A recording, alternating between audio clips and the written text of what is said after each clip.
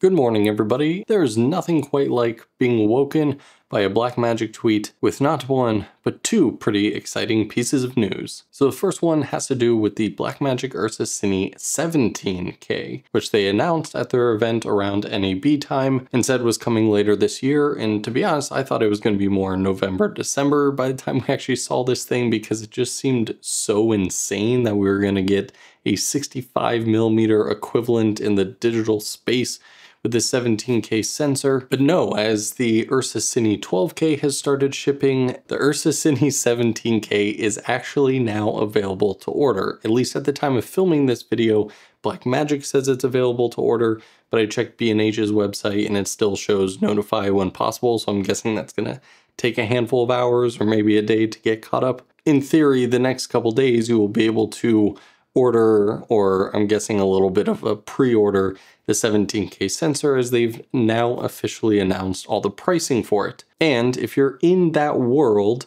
for what you get, it is actually quite a steal. Pretty typical Blackmagic fashion, if you ask me. So the cost of the 𝗬𝗧𝗨𝗙 17K is going to be $29.99, a dollar under 30K. Or if you want it with the EVF kit, it's going to be $31,000. Now, normally on Blackmagic's website, when you're looking at a specific product and camera, you can see a media tab and download some of the sample footage to get a taste for how it color grades on your own computer, how big those files are. But it looks like there's still nothing for the 17K sensor that I can show you guys, or that's really even anywhere to download. So if you find some, definitely leave it in the comments below to share with the rest of us so we can all check it out. Honestly, if I had to bet money, Christopher Nolan has his hands on one right now and is just waiting to shoot his next movie on it.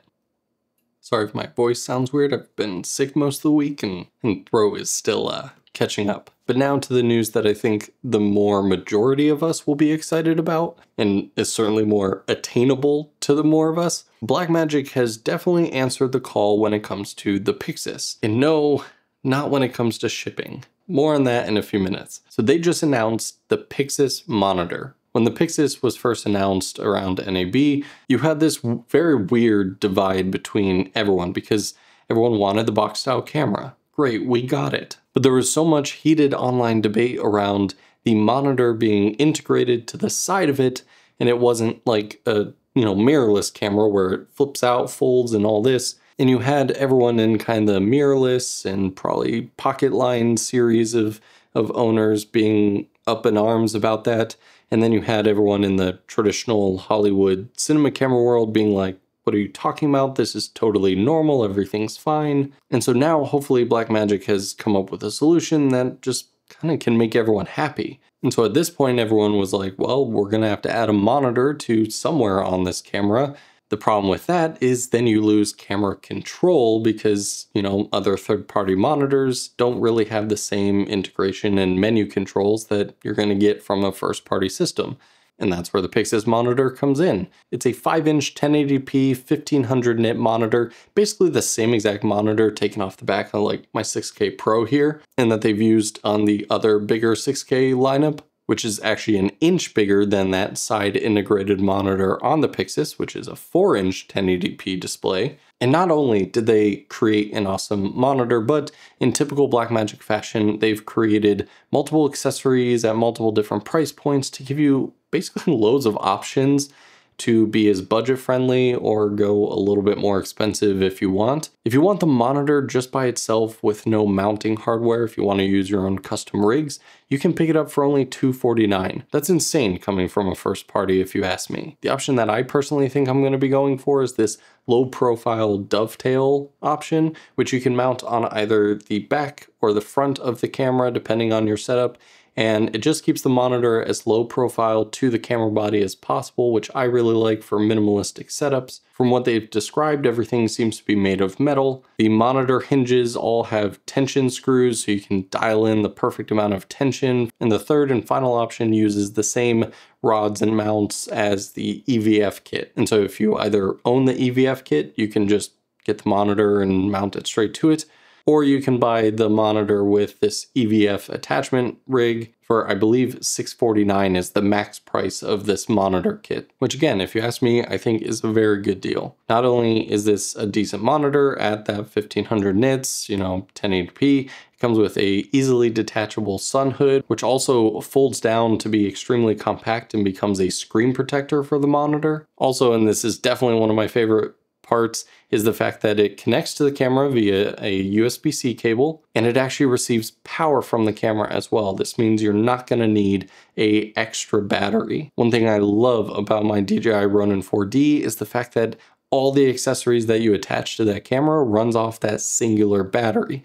And so that's my goal with the PYXIS, as well as to keep everything as much as possible to that one singular battery. And now with this monitor, that's totally possible because I don't need that many other accessories unless I'm really building this out with image transmission systems and all that stuff. But for everyone who likes that kind of like small, compact, like Komodo style setup where you just got like a handle, a monitor, your camera, the media, and you're good to go, like our minimalist systems will be able to thrive here.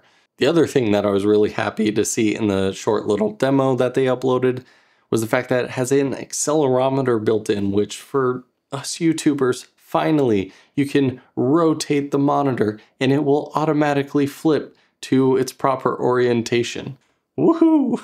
Now they said that this monitor was originally designed for the 𝗬𝗧𝗨𝗙𝗙 line, but I think once they started seeing all the comments and debate over the PYXIS monitor, it definitely made sense for them to kind of then develop it more towards the PYXIS line. Also, almost forgot to mention that it does have 3 customizable function buttons, very similar to like on the top of my Pocket 6K, and just like anything else, you can customize those in the menu system. There's definitely some details about the monitor that I'm missing or leaving out here, so I'll leave a link below to where you can check out their couple-minute demo introduction, or if you're going to be at IBC, you can see this monitor in person, and I'm very jealous of you. But now I know everyone wants an update on when will this PYXIS actually ship. I have heard many rumblings from internally, externally, various different sources, and I think the most fair answer that I can probably give any of you is if you have a shoot coming up in the next few short weeks,